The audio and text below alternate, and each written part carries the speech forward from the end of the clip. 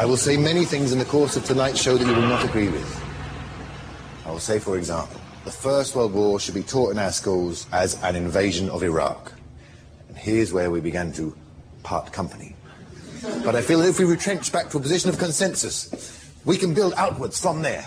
So going back to where I believe some consensus to exist between us. Possibly. I am sure many of you, like me, have never been entirely satisfied with the standard explanation we were given at secondary school for the causes and origins of the First World War. The assassination of Archduke Ferdinand. I mean, no one is that popular. Lovely fellow, he helped when my car broke down, and when the DJ didn't show up my sister's wedding, he went home, got his own records played all night, wouldn't take a penny. And every Sunday there he'd be refereeing the disabled basketball. A somewhat more efficient cause might be the Berlin-Baghdad Railway. Commenced construction in the years leading up to the First World War. The Royal Navy had just switched from coal to oil.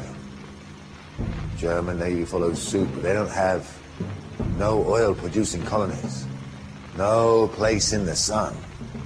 Thus begins Drang nach Osten, the drive to the east, spine of which policy is the Berlin-Baghdad Railway.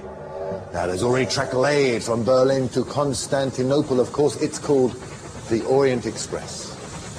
The Germans just have to build the last 900 clicks. It's going to take them clear into Baghdad, but there is huge opposition to this project among the major European powers, the Russians, the French, the Dutch, the Belgians, and the British. We're opposed to this for two main reasons. Firstly, we recognize that we cannot compete with the Germans in engineering terms alone, because we know that passengers will simply not accept the Sarajevo to Basra replacement bus service.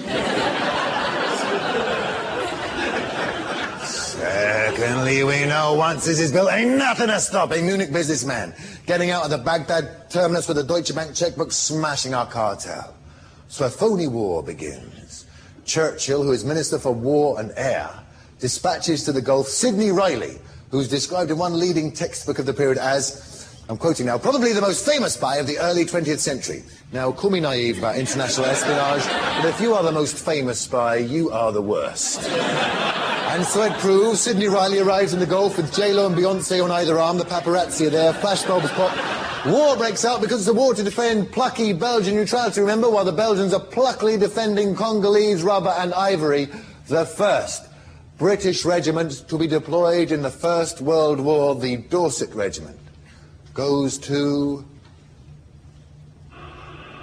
Basra, 1914, where it is joined by 51 other British divisions. Now, if you go onto the Dorset Regiment's website, I have way too much free time. Plenty you're gonna read about the 1st Battalion of the Dorsets going to Mons in 1914. Nothing. Not a word about the 2nd Battalion of the Dorsets going to Basra in 1914, and therefore, my friends, I believe we may conclude with some confidence that had Wilfred Owen or Siegfried Sassoon fought by the Tigris or the Euphrates instead of by the Somme, we would never have heard of them. They could have sent truckloads to the front, full of nothing but poets.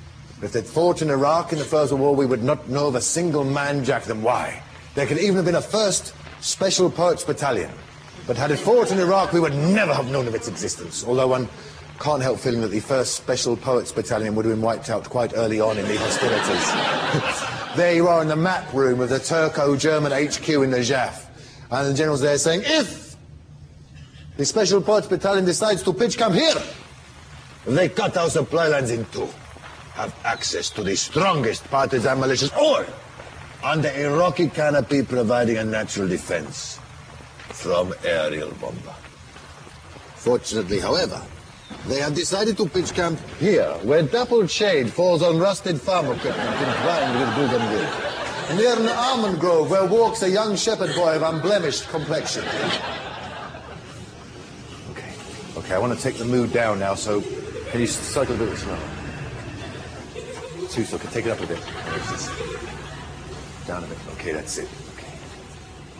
And the reason the First World War is not taught in our schools, for the invasion of Iraq it was, is because your good war, your just war, has always been presented as a one-off, a discrete event, no more connected to other wars than consecutive production in the same musical, because otherwise, all the just war, good cause, humanitarian arguments, they begin to unravel if ever a war is seen to be part of a continuous foreign policy that has remained absolutely consistent for decades.